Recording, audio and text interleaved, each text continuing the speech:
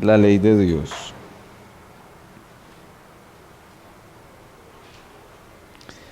En la historia de la iglesia ha habido también siempre como ese debate entre los creyentes de si debemos de cumplir, debemos de guardar la ley de Dios ahora que somos salvos o no. Hay algunos que se les conoce como antinominianos. Nomia quiere decir ley.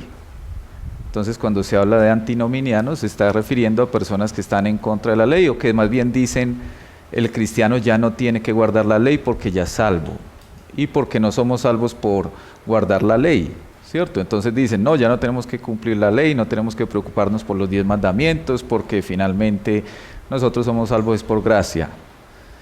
Bueno, esa es una idea que algunos han tenido.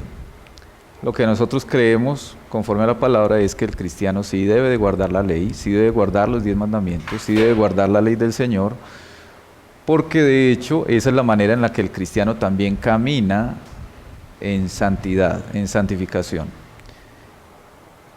Entonces, habiendo aclarado esto, vamos a considerar entonces la ley, y en el primer punto hablamos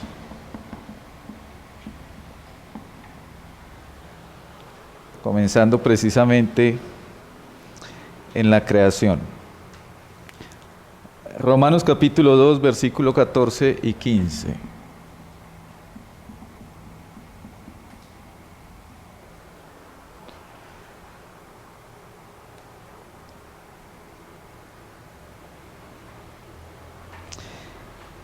Dice la palabra del Señor, porque cuando los gentiles que no tienen ley hacen por naturaleza lo que es de la ley, estos, aunque no tengan ley, son ley para sí mismos, mostrando la obra de la ley escrita en sus corazones, dando testimonio su conciencia y acusándoles o defendiéndoles sus razonamientos.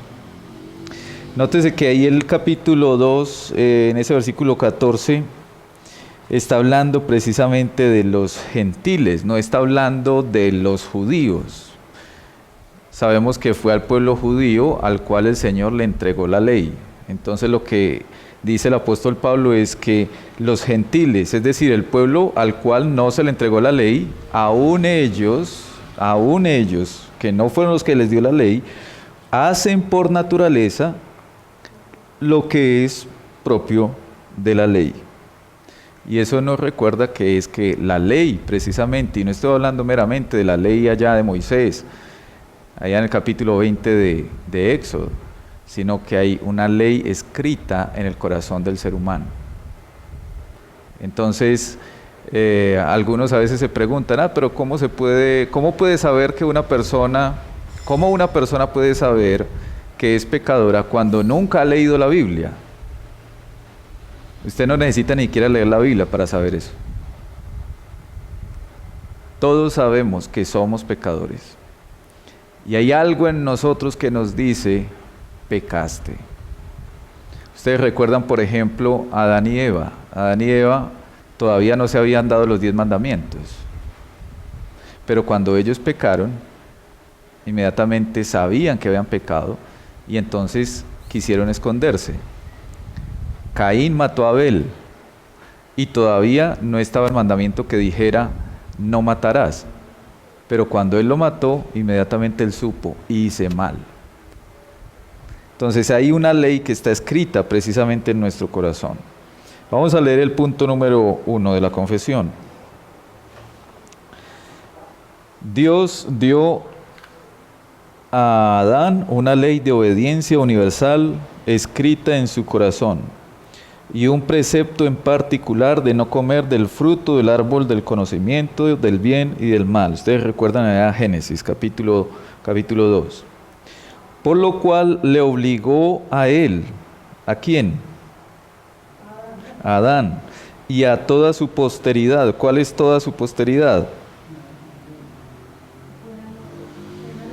Buenas noches, todos nosotros, todo el género humano. Y a toda su posteridad obligó a una obediencia personal completa, exacta y perpetua, prometió la vida. ¿Quién prometió la vida? Por el cumplimiento de su ley. Y amenazó Dios con la muerte su infracción. Y le dotó también del poder y de la capacidad para guardarla. Ustedes recuerdan cuando estábamos mirando, por ejemplo, en el capítulo 9 de la confesión. ¿De qué trata el capítulo 9? Del libre albedrío. En el libre albedrío veíamos que precisamente Adán y Eva, antes de pecar, antes de la caída, ellos tenían la capacidad de obedecer a Dios. Podríamos decir incluso que solamente Adán y Eva tenían libre albedrío, ese libre albedrío que algunos llaman hoy, que podemos escoger a Dios, como creen algunos, que ya sabemos que nosotros no creemos eso, porque eso no lo enseña la Escritura. Pero Adán y Eva tenían la capacidad, antes de la caída, de elegir obedecer a Dios, pero no lo hicieron. No lo hicieron. Por eso aquí la confesión dice que le dotó también del poder y de la capacidad para guardarla. Y menciono el caso de Adán y Eva porque la confesión está haciendo alusión a eso en particular. Nosotros hoy no tenemos la capacidad de cumplirla, pero Adán y Eva en su momento, antes de pecar, ellos sí tenían la capacidad de cumplirla. Y ya sabemos lo que sucedió. Vamos al punto número 2 de la confesión. En Deuteronomio, capítulo 20,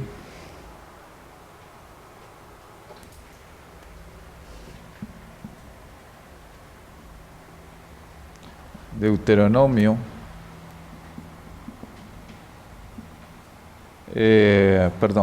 capítulo 5 y Éxodo, capítulo 20. ¿Qué encontramos allá? Los 10 mandamientos.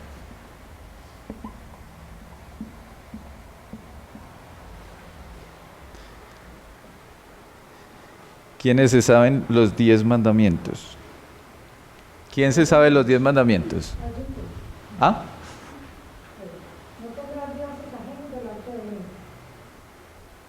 Bien.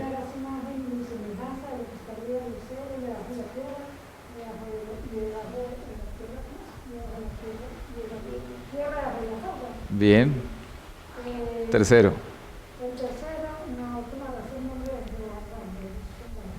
Bien.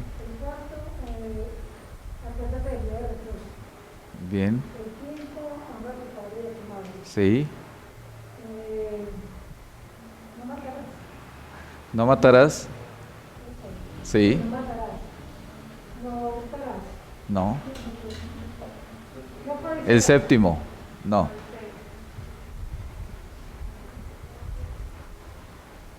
No cometerás adulterio. Bien. Octavo.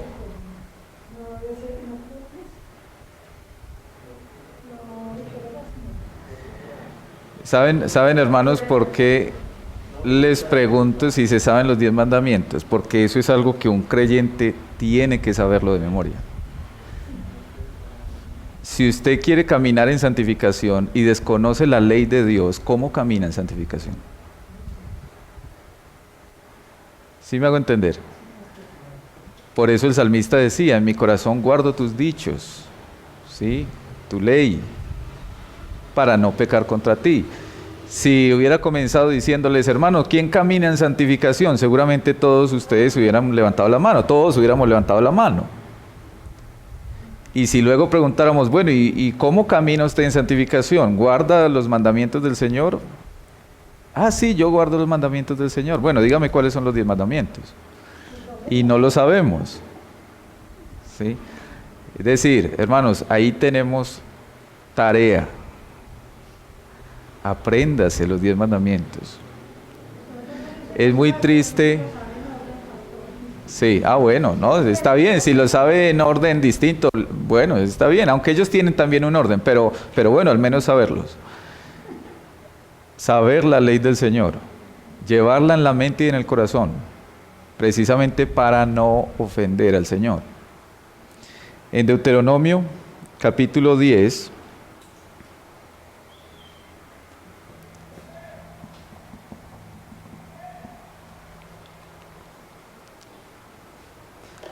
dice la escritura, versículo 4, y escribió en las tablas conforme a la primera escritura los 10 mandamientos que Jehová os había hablado en el monte de en medio del fuego, el día de la asamblea, y me las dio Jehová.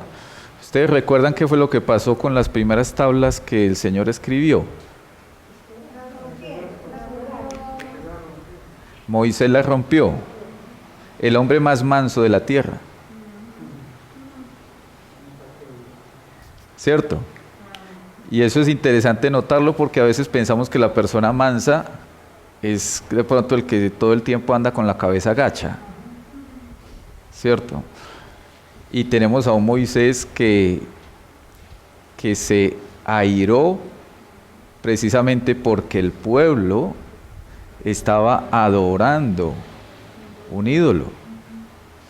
Y entonces tira las tablas al suelo y las quiebra. Ahora, ¿estuvo bien que Moisés hiciera eso? ¿Que Moisés quebrara las tablas? La verdad hay como que varios señalamientos por parte de Dios, ¿cierto? Da la impresión que es como una ira santa. Bueno, puede ser, pero ustedes se han preguntado por qué después el Señor le dice entonces a Moisés, prepare las tablas. ¿Qué le estaba diciendo? Yo no le dije a usted que tirara las tablas allá, ¿cierto? Y entonces ahora ya le va a tocar más trabajo, ¿cierto? Le estaba jalando las orejas, ¿sí?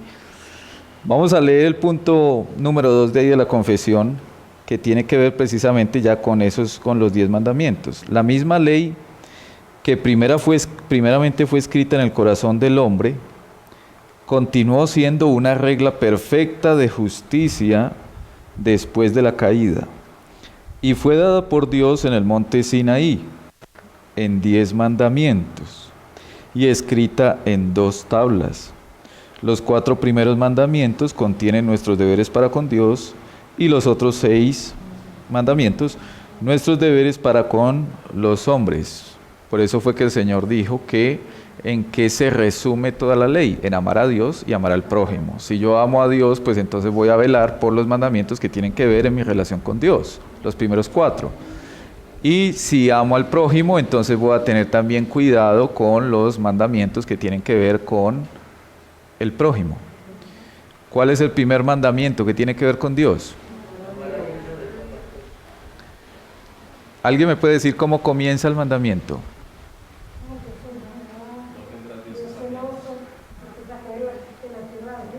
Muy bien. Muy bien. Yo soy Jehová tu Dios que te saqué de tierra de Egipto, de casa de servidumbre. No tendrás dioses ajenos delante de mí. Éxodo capítulo 20, ¿cierto? Esa parte es importante. Yo entiendo que eso es parte del primer mandamiento, porque eso está dando el fundamento al mandamiento. Está diciendo, usted no va a tener dioses ajenos delante de mí, porque no fueron esos dioses ajenos los que lo liberaron a usted de la esclavitud. Fue Jehová el Señor, y entonces es a Jehová el Señor al que usted debe de reverenciar, adorar, servir, obedecer, ¿cierto? ¿Y cuál es el primer mandamiento que tiene que ver con el prójimo? No, antes. O sea, el quinto mandamiento, ¿cuál es? Honrarás al padre y a la madre. Es decir, ¿dónde comienza esa relación con el prójimo? En la casa, en la familia, ¿cierto? Y de ahí viene ya todo lo demás, ya es como lo mencionamos ahorita recordando esos 10 mandamientos. ¿Tienen, hermanos, alguna pregunta de pronto de este punto 2?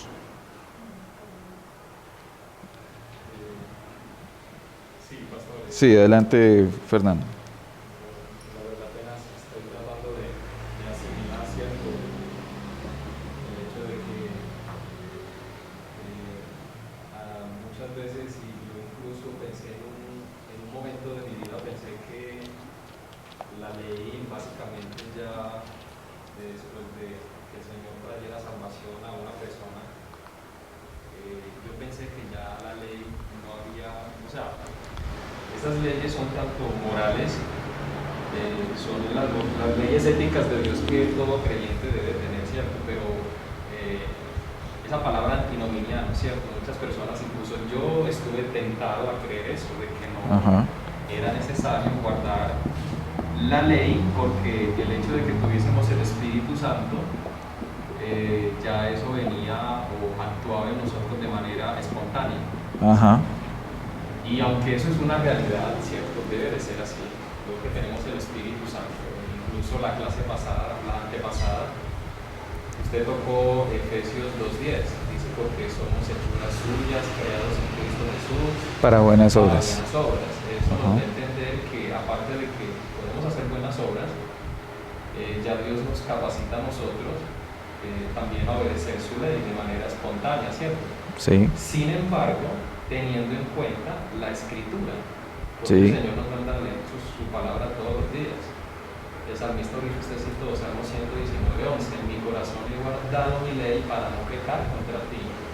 Es decir, yo creía que si nosotros, bueno, yo soy cristiano, ok, pero el problema es que muchas veces malentendemos todo esto y dejamos de un lado las Escrituras. Si no tenemos un devocional diario, una relación diaria con Dios, como dice 1 Corintios 1:9, que fiel ha sido Dios que nos ha dado comunión real con su Hijo, el Señor Jesucristo. Entonces, yo llegué a un punto de mi vida como cristiano a pensar eso, pero luego me doy cuenta de que es un error, ¿cierto? Tenemos que el cristiano anhela cumplir la ley de Dios, mientras que no se encuentre en una condición de pecado, ¿cierto? No confesado. Ese era como ese punto. Bien. ¿Podrías resumirme el punto? Sí, porque yo creo que me estaba extendiendo mucho. Sí, no, pero es como para que tengamos entonces, la dificultad era que también pensaba que no había que cumplir la ley. O sea, ahora que estamos en Cristo. Pensaba que había que cumplirla, pero no de una manera, a ver, ¿cómo me explico? Como que me sentía en la obligación, ¿cierto? De estudiarla. Era por el poco estudio de la palabra que tenía pastor, ¿sí me entiende? Sí. O sea, tenemos el Espíritu Santo, somos creyentes, el Señor nos capacita para obedecer su palabra, ¿cierto? Pero como que no nos veíamos en la plenitud o en esa necesidad de estudiar su palabra. Es que no me sabría cómo explicar o abordar bien este tema, porque incluso creo que eso es muy extenso. En el capítulo 5 de Primera de Juan, dice el versículo 1, Primera de Juan 5:1, todo aquel que cree que Jesús es el Cristo es nacido de Dios. ¿Por qué creemos que Jesús es el Cristo? Por la fe. ¿Cómo? Por la palabra, por el testimonio. Vuelvo a leerlo. Todo aquel que cree que Jesús es el Cristo es nacido de Dios. Porque es nacido de Dios. Usted puede decir ese versículo al contrario, alterar, digamos, cambiar el orden.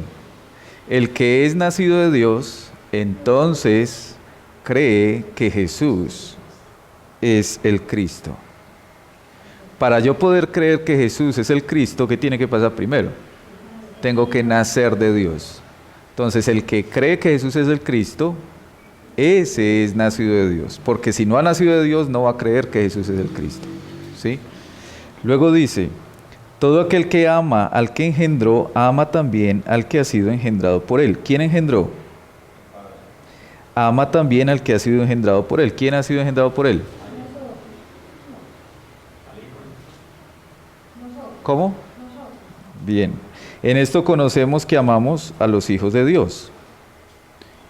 Cuando amamos a Dios y guardamos sus mandamientos. Y ustedes saben que el capítulo 4 de Juan precisamente dice que ¿qué es el amar a Dios? ¿Qué es amar a Dios? ¿Qué es amar a Dios? ¿Cómo define la Escritura de qué es amar a Dios? Guardar sus mandamientos. En otras palabras, amar a Dios y guardar sus mandamientos no se pueden separar. Entonces, cuando usted guarda los mandamientos, ¿qué está diciendo? Amo a Dios. Y cuando yo digo que amo a Dios, guardo sus mandamientos. Entonces, son cosas que no se pueden separar. Entonces, cuando un cristiano escucha, hermanos, es que debemos de guardar los mandamientos, eso no lo va a escuchar como dice el versículo 3. Este es el amor a Dios, que guardemos sus mandamientos, y sus mandamientos no son gravosos.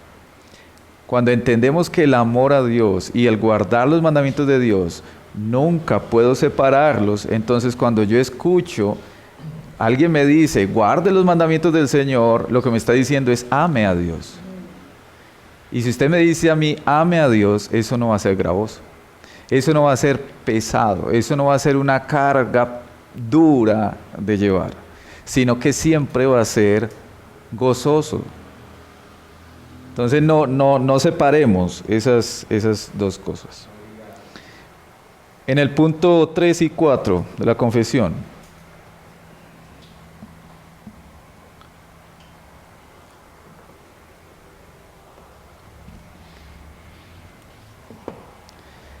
hablamos de la ley ceremonial. Cuando hablamos de los mandamientos del Señor, estamos hablando de la ley moral. Cuando usted le dicen, ¿cuál es la ley moral de Dios? Ahí son los 10 mandamientos. Dígame la ley moral de Dios. Entonces usted empieza, yo soy Jehová tu Dios que te saqué de tierra de Egipto, de casa de servidumbre, ¿cierto? Y empieza los 10 mandamientos. Ahora vamos a hablar de la ley ceremonial, que como la palabra lo indica, está hablando de ceremonia.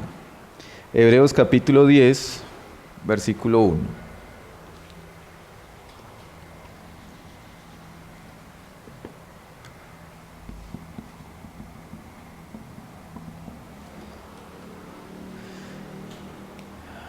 Colosenses 2,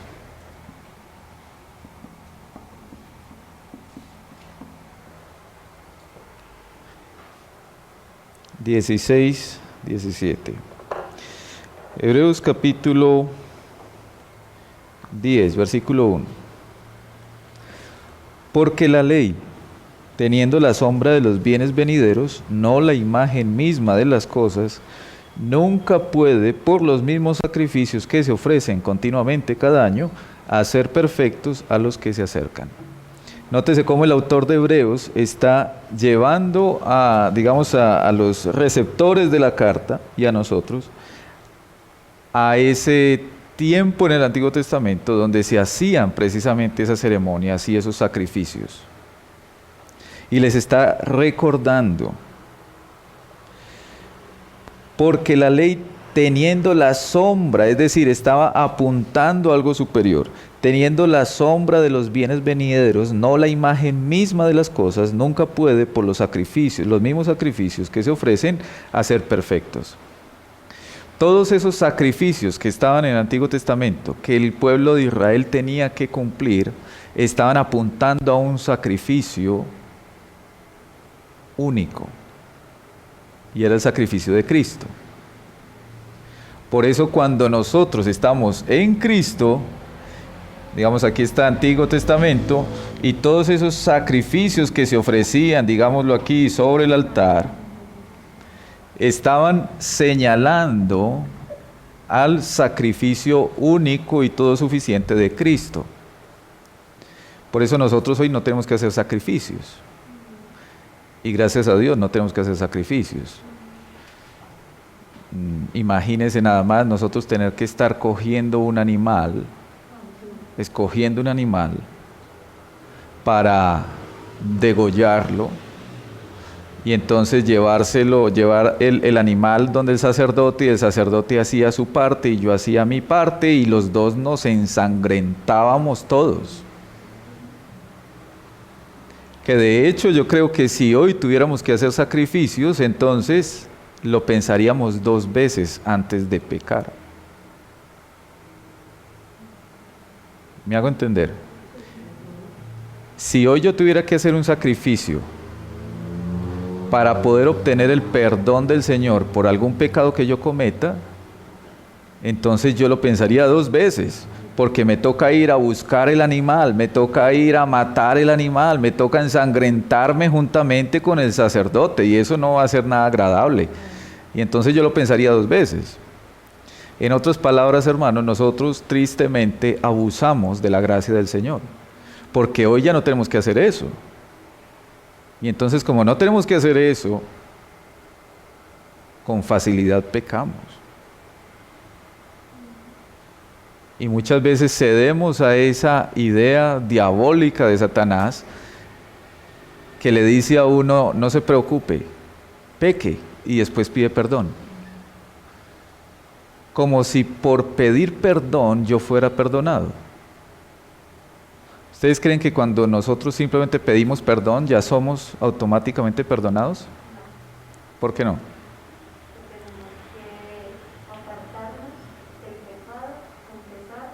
Bien. Bien, está bien, sí. Muy bien, arrepentimiento. Si no hay arrepentimiento, usted puede decir, usted y yo podemos pedirle al Señor 20,000 veces perdón, pero no vamos a ser perdonados si no hay arrepentimiento. Y sucede que el arrepentimiento es algo que yo no produzco. Entonces, cuando yo me pongo a prestarle atención a Satanás, que me dice, no importa, peque, que luego usted hace una oración y Dios lo perdona, es un engaño.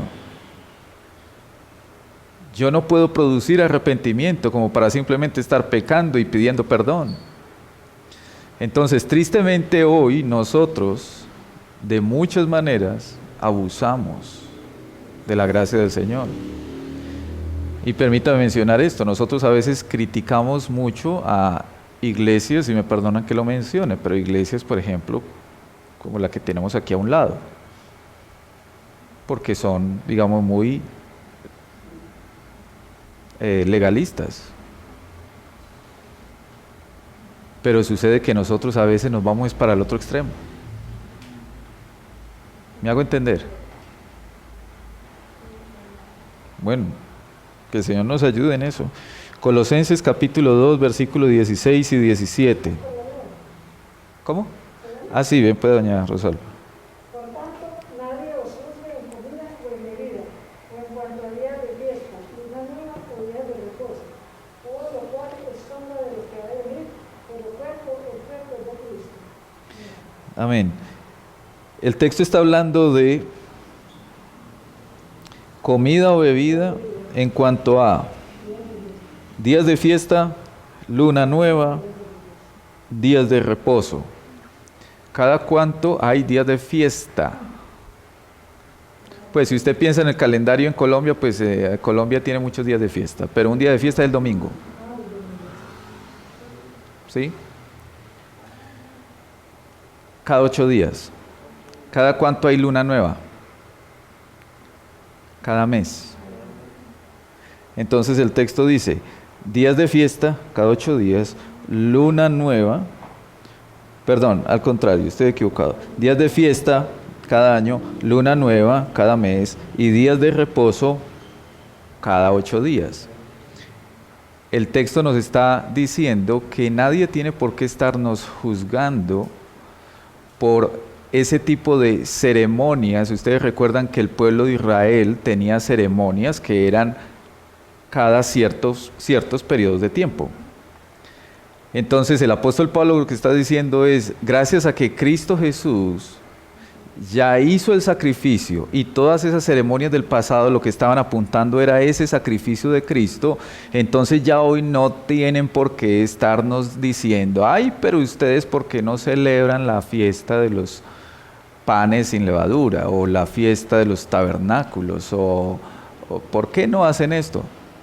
Bueno, precisamente porque todas esas ceremonias fueron dadas en un momento histórico de manera particular al pueblo de Israel.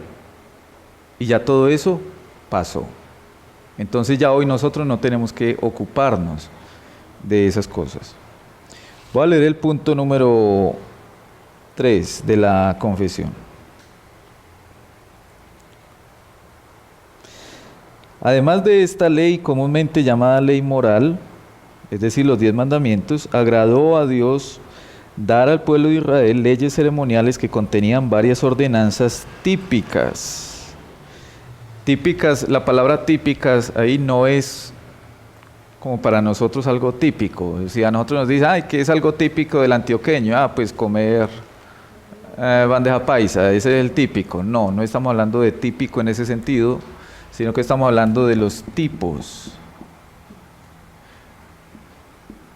En el Antiguo Testamento encontramos tipos, o podemos decir sombras, o podemos decir símbolos.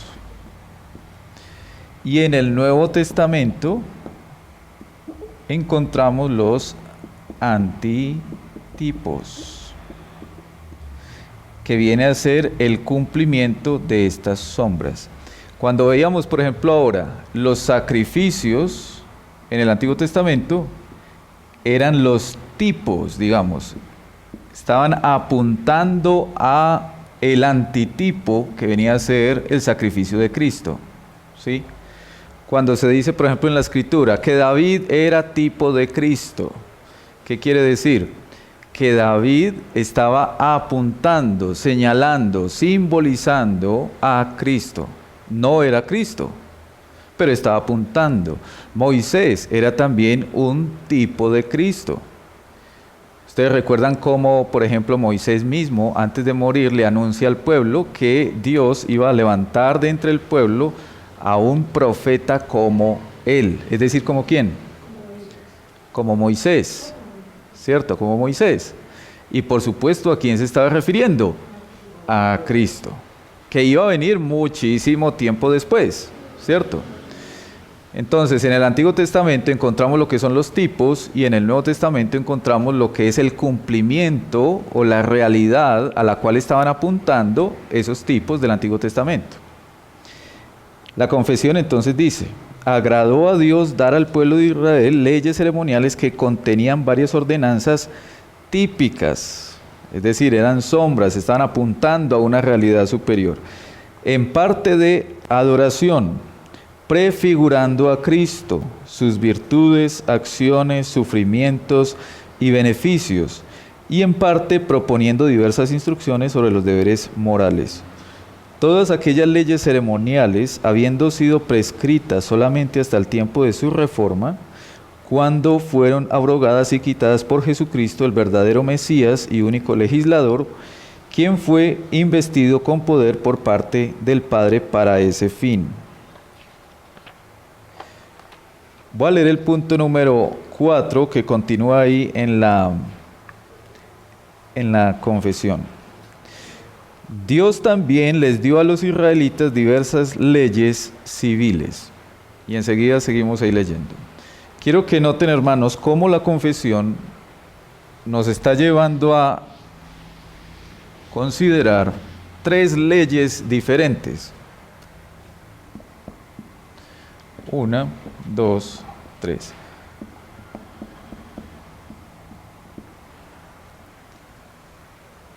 Cuando hablamos de la ley moral, estamos hablando de los mandamientos. Cuando hablamos de la ley ceremonial, estamos hablando de todos esos sacrificios y ceremonias del Antiguo Testamento.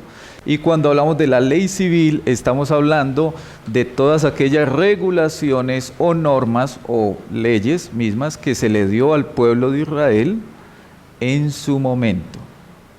Lo que vamos a ver enseguida es que precisamente la única que permanece es esta. Porque las leyes ceremoniales, todos esos sacrificios del Antiguo Testamento ya no los tenemos que hacer.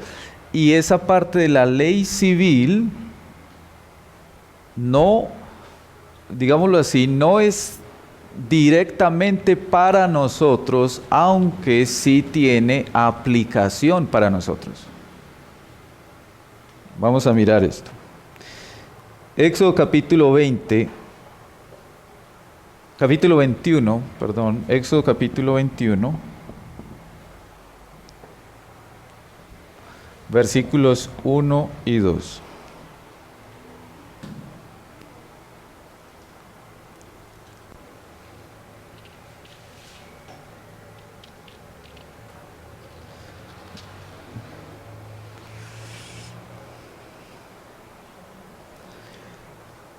Dice desde el versículo 1, estas son las leyes que les propondrás. Si comprares siervo hebreo, 6 años servirá, mas al séptimo saldrá libre de balde. ¿Cuál es la ley que le está diciendo el Señor ahí al pueblo? En sus palabras. Bien, doña Rosalba. Muy bien, sí, así es. Bien. Si usted tiene a un trabajador, entonces ¿cuántos años debe trabajarle? 6 años. Y al séptimo darle descanso, que se vaya, ¿cierto? Ahora, eso hoy en día para nosotros no va a tener la misma aplicación que tuvo para ellos en su momento. Vamos a suponer que usted tiene una empresa y usted tiene un empleado, o usted tiene una empleada doméstica, de pronto usted tiene una persona que le hace el aseo en la casa y usted le paga. ¿Quiere decir que entonces usted solo le puede hacer un contrato por 6 años y al séptimo año ya no puede seguir trabajando? ¿Cuál es el principio que está ahí implícito entonces en el texto, si no es eso?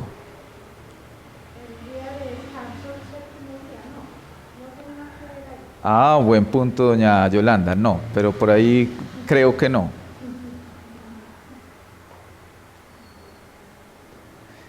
El principio es que debe de ser un jefe justo.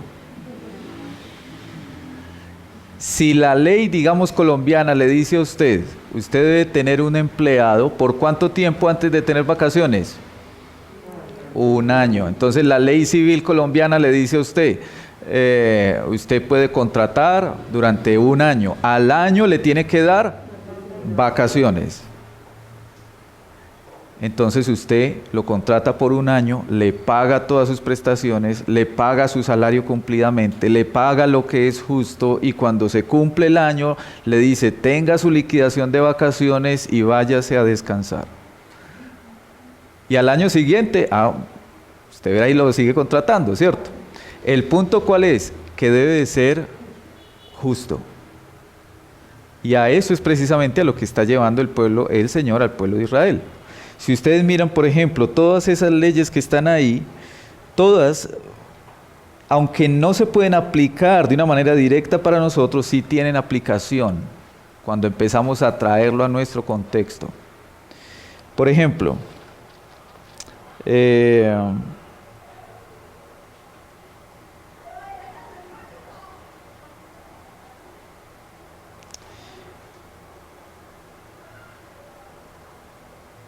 el versículo 13, por ejemplo.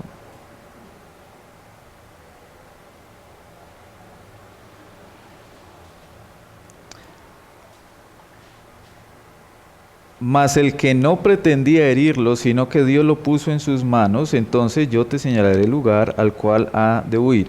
¿De qué está hablando el texto? De actos de violencia, muy bien, pero de un acto de violencia muy particular.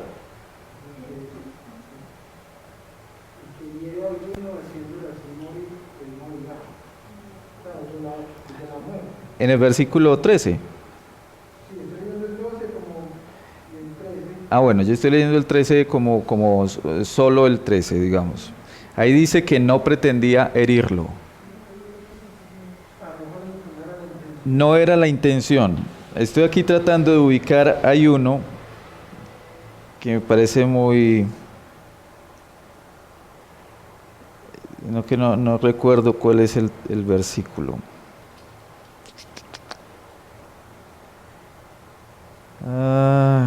Bueno. Bueno, miremos este, por ejemplo.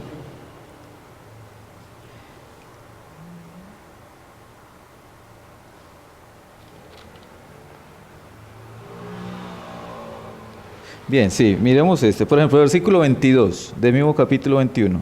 Si algunos riñeren, es decir, que están peleando, e hirieren a mujer embarazada, de pronto una señora embarazada y les atraviesa por ahí, y ésta abortare, pero sin haber muerte, serán penados conforme a lo que les impusiere el marido de la mujer y juzgaren los jueces. Mas si hubiere muerte, entonces pagarás vida por vida, ojo por ojo, diente por diente, mano por mano, pie por pie, quemadura por quemadura, herida por herida, golpe por golpe.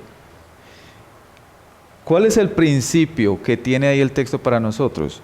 Nótese que el texto está diciendo que si hay dos personas que están peleando y en esa pelea se atraviesa quizá una mujer en embarazo y la mujer en embarazo termina abortando, y la palabra que está allí para abortar no quiere decir que perdió al bebé, sino que se le salió el bebé.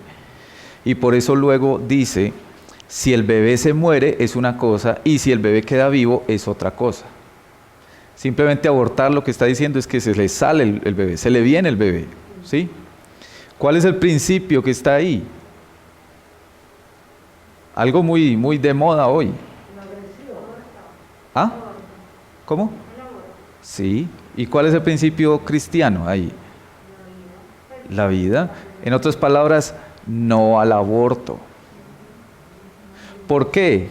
Porque lo que hay en el vientre de una mamá, ¿qué es lo que hay? Dice el versículo 23. ¿Qué es lo que hay? Vida. Y por eso dice, vida por vida. Si el bebé se le sale y el bebé se muere, entonces el que causó eso, tiene que pagar con su propia vida, porque es tan valiosa su propia vida como la vida del bebé que estaba ahí adentro. ¿Cierto? Entonces está ese principio de no al aborto, y por eso tan delicado cuando hoy en día, tristemente, vemos a cristianos apoyando el aborto. Y uno dice, pero entonces ¿dónde tienen la cabeza? ¿Qué están pensando? Bueno, de pronto no han entendido eso, pero bueno.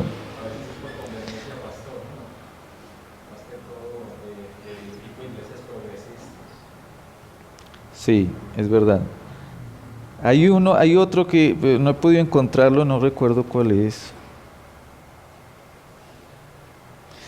Bueno, el punto es que toda esa ley civil que el Señor le dio al pueblo de Israel, digamos que no se aplica de la misma manera para nosotros hoy, pero sí tiene aplicación. Entonces nuestro trabajo, a la luz de la palabra, con la ayuda del Señor, es escudriñar la palabra y poder extraer de ahí el principio que aplica para nosotros, ¿sí? Bueno, vamos a leer el punto número 4. Entonces, Dios también les dio a los israelitas diversas leyes civiles que acabaron cuando acabó aquel pueblo como Estado, no siendo ahora obligatorias para nadie en virtud de aquella institución, siendo solamente sus principios de equidad utilizables en la actualidad. Entonces, de todas esas normas civiles, ¿qué es lo que aplica para nosotros? El principio que está detrás de cada una de esas normas. ¿Me hago entender, hermanos? No. ¿Sí? No. ¿Sí? Bueno, ¿alguna pregunta? Pastor, ¿qué piensa usted sobre lo que dice el Levítico capítulo 17, versículo 11 al 20? Sobre la prohibición ¿Cómo dice? del consumo de sangre, como lo que vemos hoy, morcillas, gente que come morcilla de lo lindo. ¿Usted come morcilla? No. ¿Pero porque no le gusta o por qué? Por cosas morales. Moral, ya. Por principios que yo he leído allí, Ya. pero no se lo prohíbo a nadie, ¿cierto? Si mi esposa incluso, si ella comiera morcilla, yo no la molestaría. Pero yo personalmente no lo haría. Porque ese texto dice, porque la vida de toda carne en la sangre está. Y eso que es un principio que podríamos contextualizarlo desde un principio judío. Sí. Pero cada persona individualmente puede tomar una. Ya es permitido comer de todo. Ya es permitido comerlo.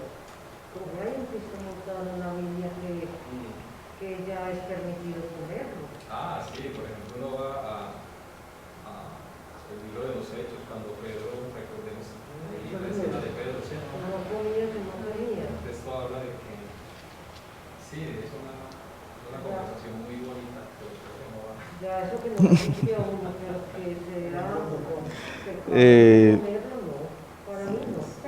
Bueno, ya Sí, bien puedan, hermano, y antes me ayudan, yo estoy buscando aquí el texto que es que me perdió.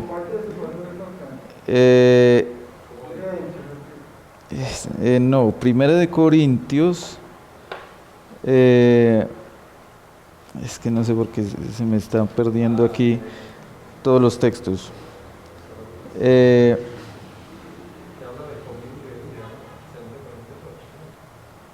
Segunda, a ver, no. Bien, qué pena, doña Yolanda, bien pueda, la escuchamos mientras voy aquí tratando de encontrar. No, que mi hermano pregunta con respecto a lo que usted acaba de decir, que se aplica, es el principio de esas leyes civiles. Sí. Entonces, el hermano pregunta es, en cuanto a esa ley que dice que no comerá sangre. ¿Cómo? 10:26. Yo creo que sí. Bien, sí, gracias. Sí, bien, gracias, eso es. Bien, vamos a leer desde el versículo 23. Todo me es lícito, pero no todo conviene. Todo me es lícito, pero no todo edifica. Ninguno busque su propio bien, sino el del otro. De todo lo que se vende en la carnicería, comed sin preguntar nada por motivos de conciencia, porque del Señor es la tierra y su plenitud. Si algún incrédulo os invita y queréis ir, de todo lo que se os ponga delante, comed sin preguntar nada por motivos de conciencia. Mas si alguien os dijere, esto fue sacrificado a los ídolos, no lo comáis por causa de aquel que lo declaró y por motivos de conciencia, porque del Señor es la tierra y su plenitud. La conciencia, digo, no la tuya, sino la del otro, pues ¿por qué se ha de juzgar mi libertad por la conciencia de otro? Y si yo con agradecimiento participo, ¿por qué he de ser censurado por aquello de que doy gracias? Si pues coméis o bebéis o hacéis otra cosa, hacedlo todo para la gloria de Dios. No seáis tropiezo ni a judíos, ni a gentiles, ni a la iglesia de Dios, como también yo, etcétera, etcétera. Bueno, primero, el versículo 23 ya nos está diciendo, todo es lícito, pero no todo conviene. Entonces hay que prestar atención. Y la inquietud que se tiene no es menos, digamos.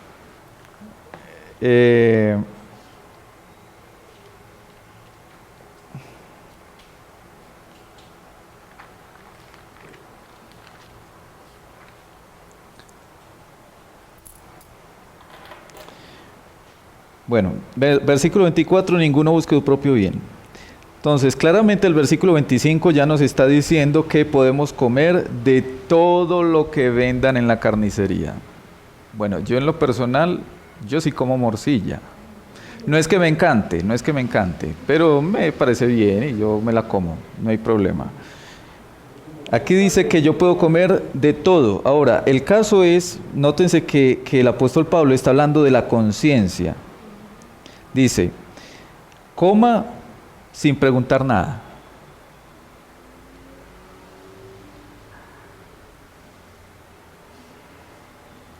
¿Por qué dice Pablo, coma sin preguntar? Pues yo diría porque el Señor ya dijo que comiéramos de todo lo que hay en la carnicería. Pues yo Bien. no debo ponerme a discutir con otra persona como dice él, no la coma que es pecado. Pero ya nosotros somos conscientes que sí lo podemos comer. Cuando entra como en desagravio con la gente. Noten cómo el versículo 26 y 28 repite el apóstol Pablo esa expresión, del Señor es la tierra y su plenitud. Luego al terminar el versículo 28 termina diciendo, porque del Señor es la tierra y su plenitud. Y es el Señor que es dueño de absolutamente todo, el que le está diciendo a usted, coma de todo. No pregunte por motivos de la conciencia de los que están alrededor suyo, no ni siquiera la suya. Vamos a suponer, terminamos la clase aquí ahora y un hermano hoy precisamente trajo morcilla. ¿cierto? Entonces, nos sentamos allá en el comedor y todos nos ponemos el platico de morcilla. Y de pronto alguno entre nosotros dice, uy, no, pero yo no debo comer eso, yo soy cristiano y la sangre y todo eso. La pregunta es, ¿qué deberíamos hacer todos los demás? Don Edilberto, no comerla, ¿por qué? Por respetar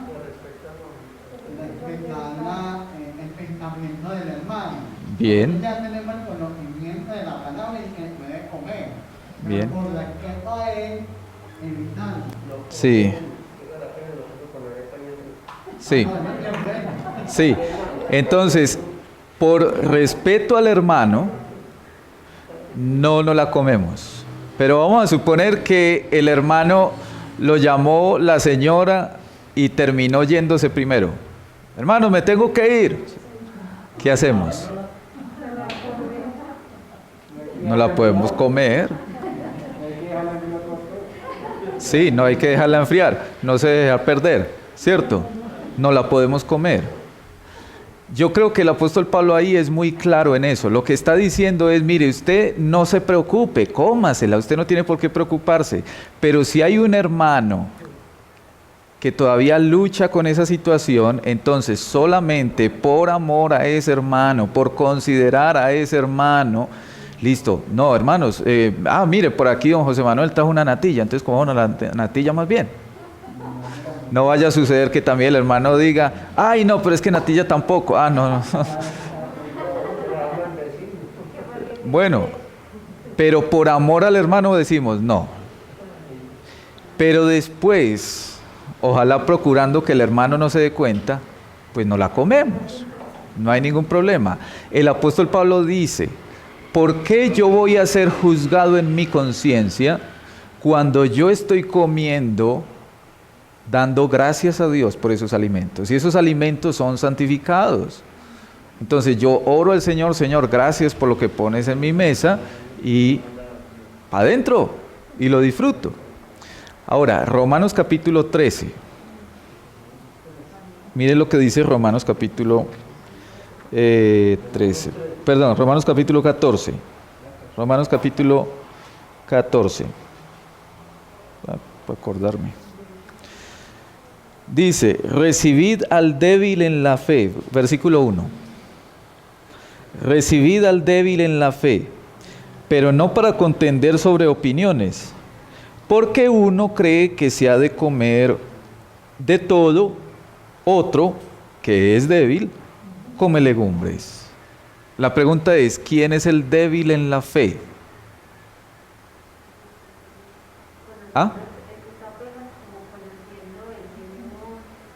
Bueno, muy bien. Él como que apenas está empezando en la vida cristiana. Bueno, a ver, doña Argenis. Pensé que iba a levantar la mano. Sí.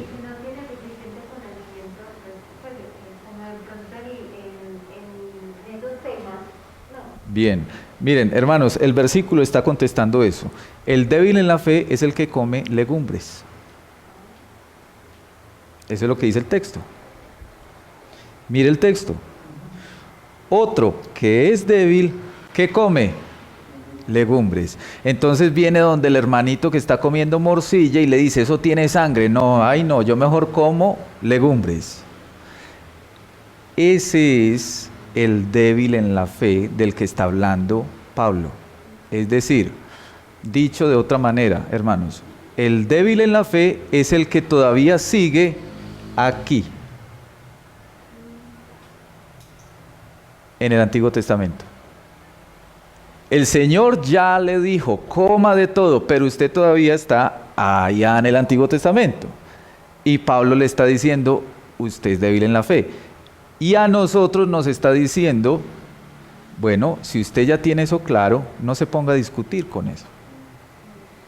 Espere a que el hermano a través de la escritura pueda entender que usted se puede comer la morcilla, ¿qué más? Bueno, todo, puede comer de todo, ¿cierto?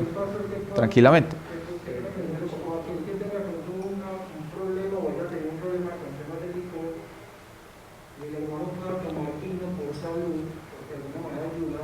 Si ¿Sí? uno lo recibe en casa y si uno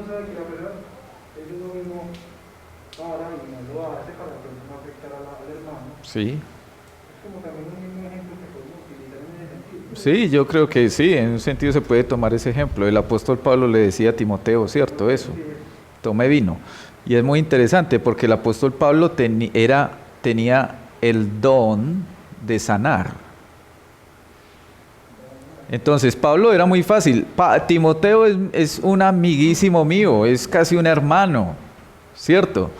Y Timoteo, mi amigo, está enfermo. Para él hubiera sido muy fácil, en el nombre del Señor Jesucristo te sano. Pero ¿qué hizo Pablo? No, es que el Señor no me dio ese don para eso.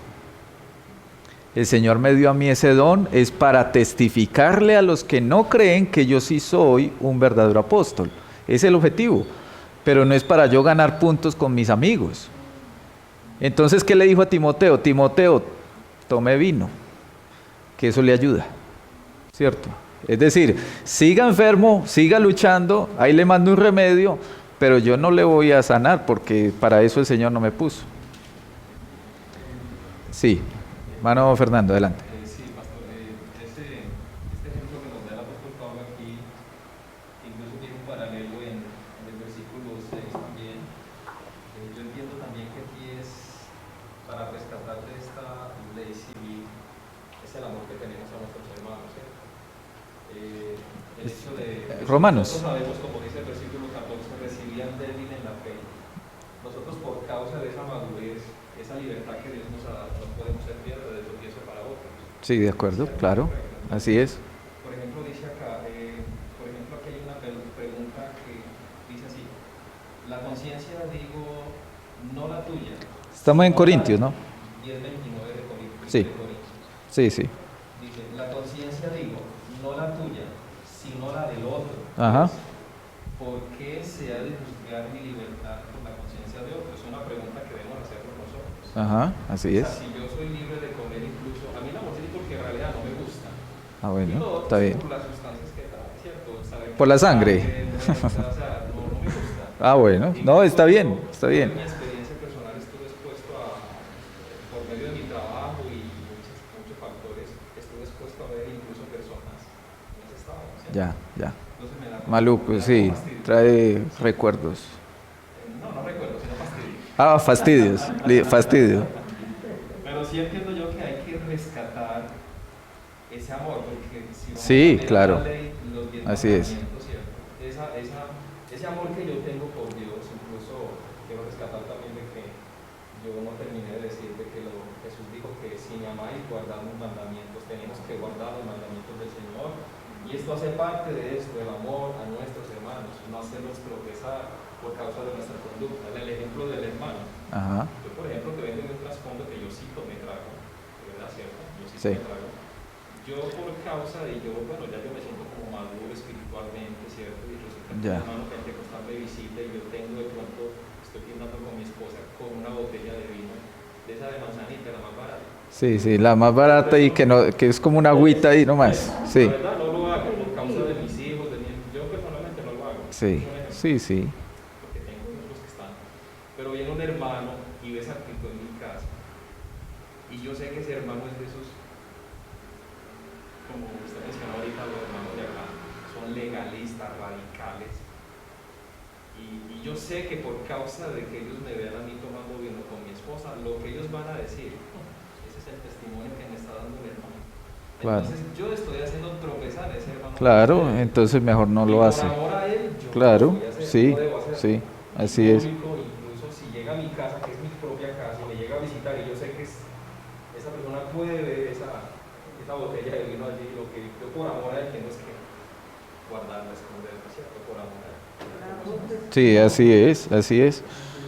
Entonces, nosotros, por considerar al hermano, por amor al hermano, pues podemos restringir nuestras libertades. Y yo creo que eso básicamente es lo que dice el apóstol Pablo en muchas de sus cartas. Nosotros debemos de estar dispuestos sí, yo puedo hacer muchas cosas, pero no las voy a hacer. Delante de Dios puedo hacerlo con total libertad, pero para no faltarle al otro, entonces yo mismo me restrinjo en eso y no lo hago. Sí. Bueno, vamos al punto 5.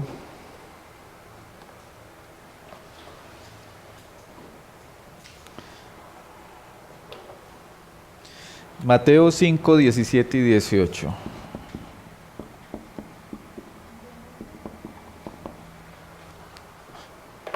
Mateo 5.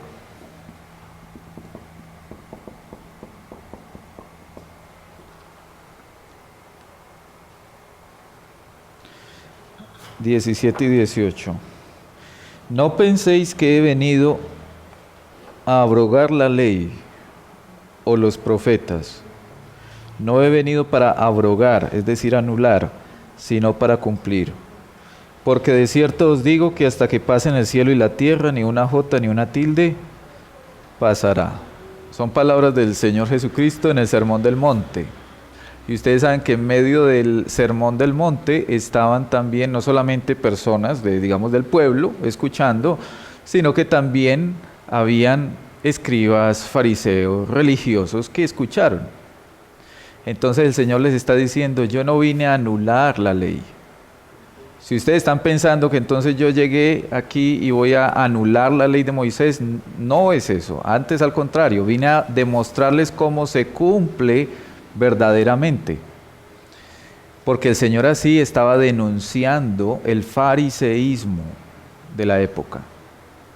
Es decir, el aparentar, solamente esa parte externa, aparentar que cumplían la ley cuando por dentro no la estaban cumpliendo.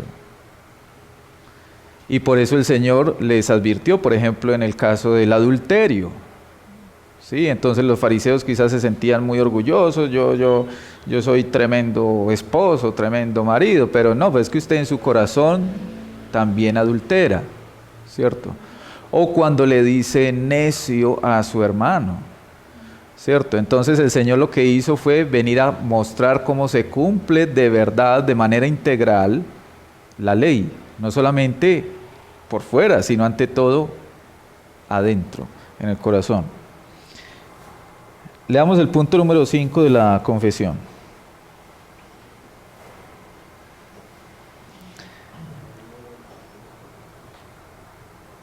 La ley moral obliga para siempre a todos, tanto a los justificados como a los demás, a que se la obedezca. Y esto no solo en consideración a su contenido, sino también con respecto a la autoridad de Dios, el Creador, quien la dio. Tampoco Cristo en el Evangelio en ninguna manera cancela esta obligación, sino que la refuerza considerablemente. Básicamente lo que acabamos de mencionar de la última parte. Y en la primera parte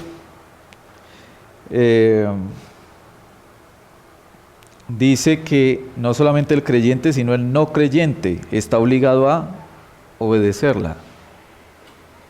Es que la ley de Dios es solamente para los evangélicos, para los cristianos. No, es para todos. Prueba de eso es en que en el día del juicio, ¿con cuál ley va a ser juzgado el mundo? Con la ley moral. Con esa ley moral. Y todos por igual. Sí, no es que a los cristianos el Señor les va a salir una ley distinta y a los no cristianos, no, es con la misma ley moral. Y por eso la confesión nos recuerda que es vigente, es permanente, no caduca, no vence, ¿cierto? Y como dice allá Romanos capítulo 1, todo ser humano está sin excusa delante de Dios, todo ser humano. Así que es nuestro deber obedecerla, pero también es deber del no creyente obedecerla. ¿Alguna pregunta, hermanos, ahí?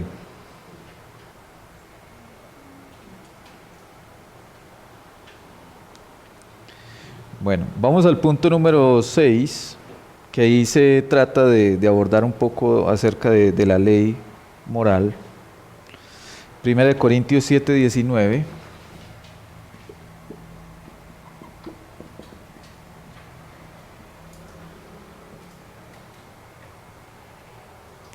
Santiago 1, 25.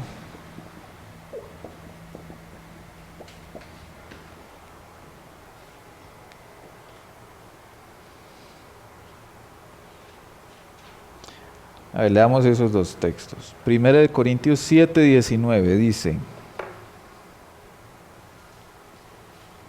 la circuncisión nada es, y la incircuncisión nada es, sino el guardar los mandamientos de Dios. ¿Qué era la circuncisión? A ver, alguien que recuerde un poquito eso. ¿Qué era la circuncisión? Sí, Daniela.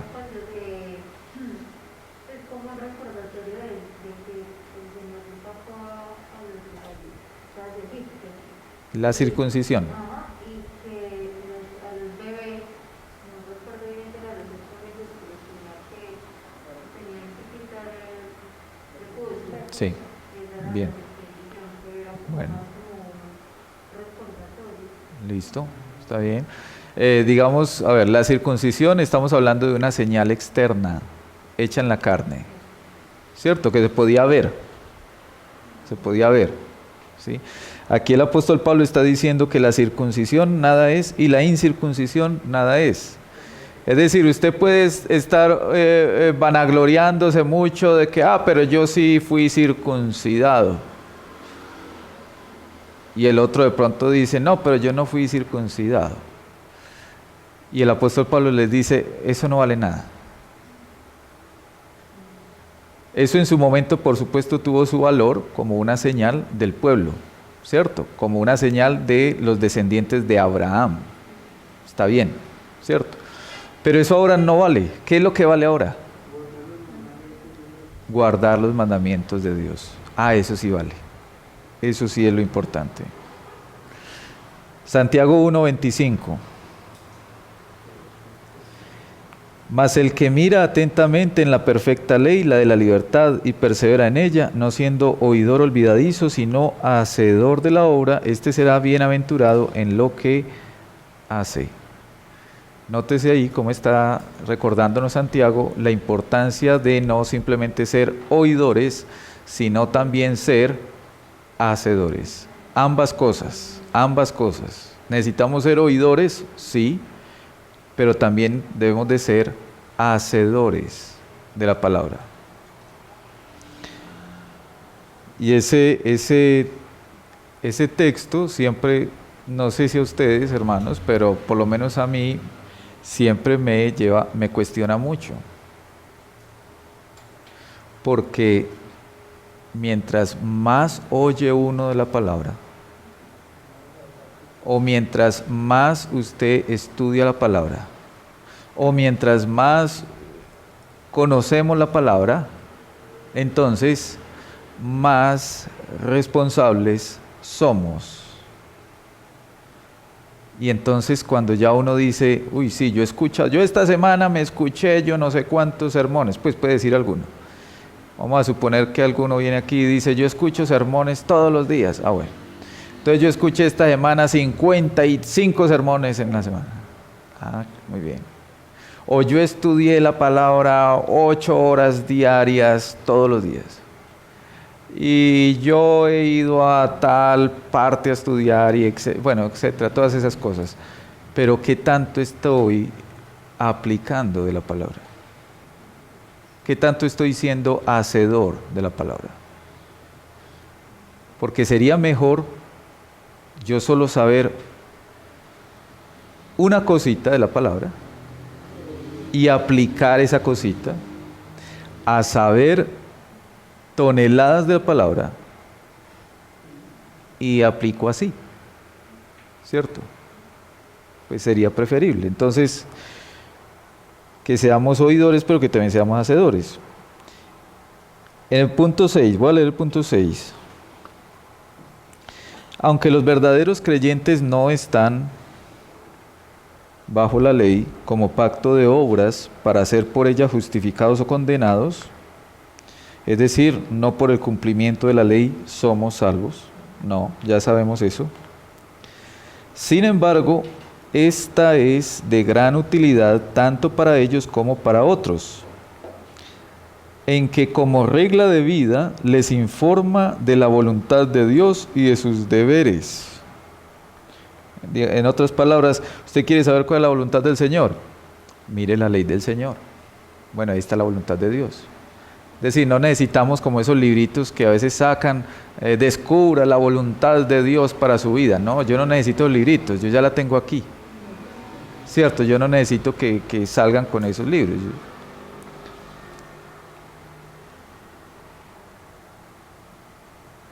Les informa de la voluntad de Dios y de sus deberes, les dirige, la ley del Señor, les dirige y obliga a andar en conformidad con ella, les revela también la pecaminosa contaminación de sus naturalezas, corazones y vidas. Ustedes saben que esa es función de la ley, exponer, ¿qué? Mi pecado. De manera que al examinarse a la luz de ella, de la ley, puedan llegar a una convicción más profunda de su pecado, a sentir humillación por él y odio contra él. ¿Quién es él? El pecado. Junto con una visión más clara de la necesidad que tienen de Cristo. Es decir, la ley, cuando nos deleitamos en la ley, ¿a qué finalmente nos lleva? A dar gracias a Dios por Jesucristo. Y de la perfección de su obediencia. O sea, necesitamos de esa obediencia perfecta de Cristo. Y el Señor en su bondad lo hizo por nosotros. También la ley moral es útil para los regenerados, los creyentes, los nacidos de nuevo, a fin de restringir su corrupción, en cuanto que prohíbe el pecado. Es decir, ¿qué hace la ley en nosotros? Nos muestra, ¿y qué más? Nos frena al pecado, ¿cierto? Porque entonces si yo estoy pensando en algo que va contra la ley del Señor y yo recuerdo la ley del Señor me dice esto, eso me está poniendo freno, ¿cierto? Eso me pone freno al pecado. Y sus amenazas sirven para mostrar lo que sus pecados todavía merecen y qué aflicciones pueden esperar por ellos en esta vida. ¿Por quiénes? Por los pecados. La confesión lo que está diciendo es que la ley por un lado nos pone freno, por otro lado nos advierte, mire, si usted va por ese camino le va a ir mal, y por eso luego dice que nos advierte de las aflicciones que podemos esperar si nosotros seguimos por ahí andando mal. ¿Qué aflicciones pueden esperar por ellos, por los pecados en esta vida, aun cuando estén libres de la maldición y el puro rigor de la ley? ¿Cuál es la maldición de la ley? Bien, el castigo es la muerte. Cuando decimos cuál es la maldición de la ley, ¿qué estamos diciendo? ¿A qué nos referimos? ¿Qué hace la ley? Recuerde Romanos 8:1.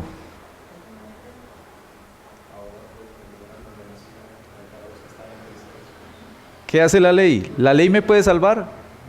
No, la ley antes me acusa y me dice, usted está pero condenado, ¿cierto? La maldición de la ley, el ser condenados, ya eso no hay condenación para nosotros, ¿cierto? Ya no hay condenación para los que están en Cristo Jesús, Romanos 8. Bueno, adelante, Fernando. Dice así: ahora pues, ninguna condenación hay para los que están en Cristo Jesús, los que no andan conforme a la carne, sino conforme al Espíritu. Porque la ley del Espíritu de vida en Cristo Jesús me ha librado de la ley del pecado y de la muerte. Verso 3.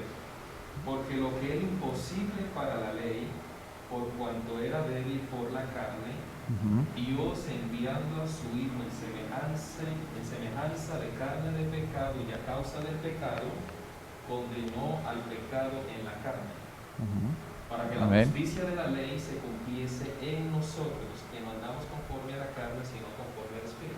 Amén. Es decir, lo que no podía hacer la ley, ¿quién lo hizo? Cristo. La ley no podía salvarme, pero Cristo sí lo hizo. La ley me condena, la ley me acusa, la ley me dice, estás muerto. Pero Cristo, hace lo que la ley no podía hacer. Asimismo, sus promesas manifiestan a los regenerados que Dios aprueba la obediencia y cuáles son las bendiciones que pueden esperar por el cumplimiento de la misma, aunque no como si se les deba por la ley, como pacto de obras. ¿Qué está diciendo? Que el Señor en su palabra nos dice que Él aprueba la obediencia. Y cuando nosotros obedecemos, podemos esperar ser recompensados. Pero esa recompensa no es como si acaso Dios entonces nos debiera. No es una deuda. No es una deuda, exacto. Ajá. No es una deuda. No es que Dios entonces me salió a deber a mí porque yo me comporté muy bien la semana pasada, entonces ya Dios me... No. La deuda es de nosotros hacia Él. Nosotros somos deudores a Él, ¿cierto? Nosotros somos deudores a Él.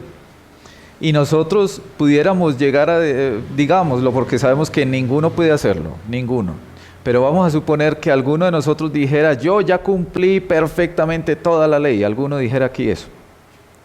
Y vamos a suponer que fuera verdad. Sabemos que es imposible, pero vamos a suponer que fuera verdad. Aún habiendo cumplido toda la ley perfectamente, Dios no tiene obligación alguna como para darle algo por haberla cumplido toda.